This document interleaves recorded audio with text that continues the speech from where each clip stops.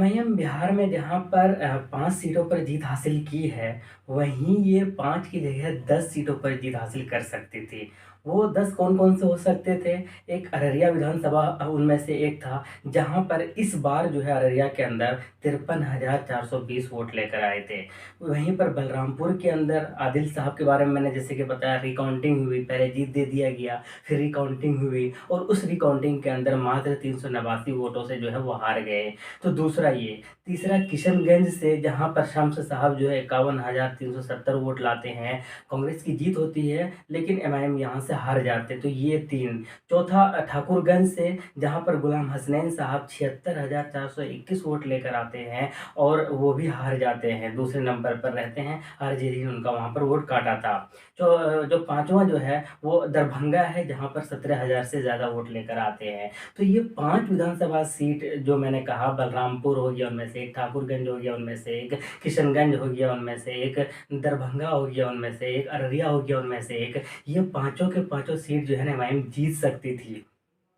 जीत सकती थी, जी हाँ, आपने सही सुना, जीत सकती थी। और वो 5 जो जीते हैं, अमोर जीते, बैसी विधानसभा सीट जीते, कोचा धमन विधानसभा सीट जीते, इसी तरीके से जोकीहाट विधानसभा सीट जीते, बहादुरगंज जीते। तो इस तरीके से ये सारे मिलाकर जो है 10 विधानसभा सीट तो एक तरफ़ा जीत नज़र आ सकती थी इस बार बिहार के अंदर, अगर थोड़ी-सी अक्लमंदी दिखाते तो। कौन दिखाते अक्लमंदी? महागठबंधन अगर अक्लमंदी दिखाते, वो अगर थोड़ी होशियारी से काम लेते। क्यों भेज दिया इनके पीछे सीमांचल के अंदर? क्यों एमआईएम के पीछे लगा दिया अपनी सारी मुस्लिम फौजों को? क्यों इकरा हसन, जाओ आप सीमांचल में जाओ, मुस्लिम वोटरों को कन्वर्ट करो, एमआईएम से हटाकर महागठबंधन में डालो। जाओ इमरान प्रतापगढ़ी सीमांचल जाओ, ओवैसी के फैक्टर को कम करो और वहाँ के मुस्लिम वोटर्स को हमारे पाले में डालो। जाओ अब्बा वो जो है आपका मुख्तार अंसारी के भाई, जाओ आप भी उनके बारे में बातें करो। तो यार मतलब सब इन सीमांचल के अंदर एमआईएम के पीछे पड़ गए थे। उनको अपने ऊपर फोकस करना चाहिए था ना। वहीं दूसरी ओर जब एमआईएम ने कहा था कि मुझे 6 सीट दे दो और बदले में हमें अपने साथ रख लो, हम अकेले चुनाव नहीं लड़ना चाहते, हम भी चाहते हैं कि इन ताकतों को रोके, हम भी चाहते हैं कि एनडीए को सरकार बनने नहीं दे बिहार के अंदर। लेकिन नहीं सुना इन्होंने। किनको रखा इन्होंने अपने साथ? वीआईपी को, मुकेश सहनी के पार्टी को। और क्या कहा कि भाई हम इसको उप मुख्यमंत्री बनाएंगे बिहार में। ये बात खली नहीं बिहार के लोगों को, बिहार के मुस्लिम लोगों को, खास करके सीमांचल के अंदर। यार मतलब वीआईपी पार्टी के लोगों को, वीआईपी पार्टी के वहाँ के उम्मीदवार मुकेश सहनी को आपने जो भाई 2% 3% वाले को आपने जो है उप मुख्यमंत्री का घोषणा कर दिया। और मुसलमानों का नाम लेने से आप घबराते हैं। और मुसलमानों के बारे में जब आपसे पूछा जाता है तो आप कहते हैं कि सोचेंगे उनके बारे में भी, और भी रहेगा उप मुख्यमंत्री। ये चीज़ भी जो है ना कहीं न कहीं तेजस्वी यादव को ले डूबा।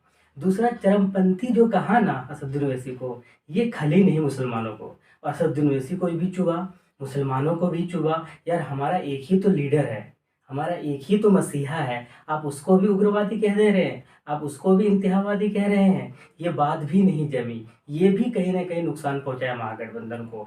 तीसरा, वीआईपी को आपने 15 सीटें दिया, एमआईएम कितना माँग रहा था? 6 सीटें माँग रहा था।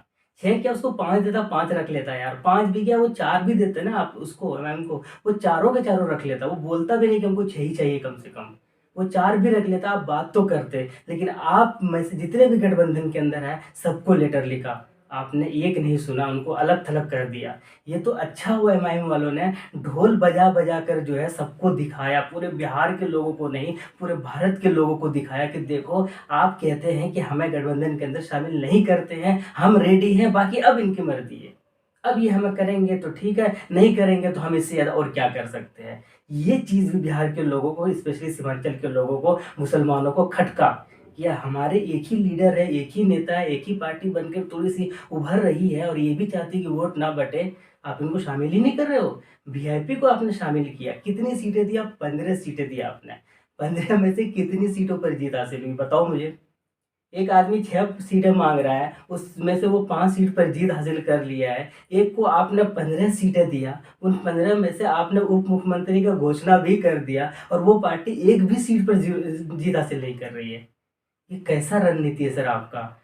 ये कैसा समीकरण है आपका? कैसा चुनावी सर्वे है आपका? कैसे एजेंसी को आपने हायर किया हुआ है? तो और दूसरी कांग्रेस, इतने सारे सीटें, कई दर्जनें सीटें दी आपने, 50-60 सीटें दी आपने उसे। क्या सीट लेकर आया यार? वो तो बच गया, नहीं तो एमआईएम से भी छोटी पार्टी बन जाती बिहार के अंदर। तो कुल मिलाकर ये जो महागठबंधन वालों के जो समीकरण और रणनीति है ना, इन्हें खुद इन्हीं को इनके समीकरण ने ले डूबा। और एमआईएम एमआईएम अभी भी, मैं कह रहा हूँ, एमआईएम अभी भी, अगर एमआईएम के पीछे ये लोग नहीं पड़े होते तो एमआईएम 10 से 15 सीटें जीत सकती थी बिहार के अंदर। और आने वाले टाइम में अब देख लीजिएगा, अगर ये 5 विधायक सही तरीके से काम किया ना, तो आने वाले चुनाव में आप देख सकते हैं कि भाई कई सारे विधानसभा सीट और भी एमआईएम के हिस्से में जाती हुई साफ नजर आ रही है। तो ये जो चीज़ें हैं ना, ये अब देखिए, अब वो वाला नहीं दौर रहा है यार कि बस बोल दिए चुनावी सभा से लोग मान जाएंगे। अब वो दौर नहीं रहा। अब ये जो दौर है ना, अब हकीकत वाला दौर है, अब सच्चाई वाला दौर है। आपने क्यों सारे समाजवादी पार्टी चुनाव भी नहीं लड़ा बिहार में, एक भी सीट पे चुनाव नहीं लड़ा वो बिहार में। वहाँ वो अपने सांसद, मुस्लिम सांसद को, इकलौता सांसद को भेज दिया जाओ। सांसद और भी थे उनके पास, 37-38 सांसद उनके पास, भेज दिया जाओ सीमांचल के अंदर, जाओ ओवैसी पे हमला करो। इकरा हसन ओवैसी पे हमला कर रहे हैं, हर बड़ा बड़ा नेता जो है असदुद्दीन ओवैसी पे हमला कर रहे हैं, माहिम पे हमला कर रहा है। लोग जान गया था यार, ये बेचारा 25 सीट पर चुनाव लड़ रहा है, 25 में से एक दो का तो नामांकन वैसे भी रद्द हो जाता है, और हो भी गया था। ये यार बचे कुचे सीट पर उसके वैसे भी अच्छे उम्मीदवार नहीं है, कुछ जगहों पर अच्छे हैं, उन्हें तो कम से कम जीतने दो, वो सारे पीछे पड़े हुए हैं। बाकी बिहार भी तो था ना, 243 सीट था, 243 में से वो क्यों 10-12 सीटों के पीछे पड़े हुए थे? बाकी बिहार में फाइट करते, लड़ते। तो कुल मिलाकर एमआईएम के लिए एक शानदार प्रदर्शन रहा, और इसी प्रदर्शन की वजह से पूरे भारत के अंदर आज जश्न भी मनाया जा रहा है। देश के अलग अलग हिस्सों में एमआईएम के चाहने वाले जो हैं वो जश्न मना रहे हैं, एक दूसरे को मिठाई खिला रहे हैं, एक दूसरे के अबीर लगा रहे हैं, रंग लगा रहे हैं, डांस कर रहे हैं, और ये बनता भी है। ये बनता है क्योंकि आपने मेहनत किया। जब चुनाव का वक्त था, वोटिंग का वो टाइम था ना, पूरे भारत के अलग अलग हिस्सों से आकर सीमांचल के अंदर डेरा डाला था। और यही चीज़ जो है महागठबंधन को पूरा जो एकदम अखर रहा था कि यार हैदराबाद से आ गए ये लोग, उत्तराखंड से आ गए ये लोग, महाराष्ट्र से आ गए ये लोग, तेलंगाना से आ गए ये लोग, ये झारखंड से आ गए ये लोग। मतलब इन लोगों को खल रहा था ये चीज़ है कि हर जगह से आ गए मैम को जिताने के लिए। और वो जो मेहनत है ना, वो मेहनत कहीं न कहीं रंग लाई है, और उसी रंग की वजह से, उसी मेहनत की वजह से वो फल जो है मिला है, और उसी के वो लोग जश्न भी मना रहे हैं। तो कुल मिलाकर एमआईएम जहाँ पर अभी 5 सीटों पर जीती है, ये 5 नहीं बल्कि 10 हो सकते थे। और वो कौन 10, जो मैंने अभी बताया कि 5 तो वो जो जीत गए, और छठा वो ठाकुरगंज जीत सकते थे, थोड़ा-सा गड़बड़ हो गया। किशनगंज जीत सकते थे, 50,000 से वोट लेकर आए।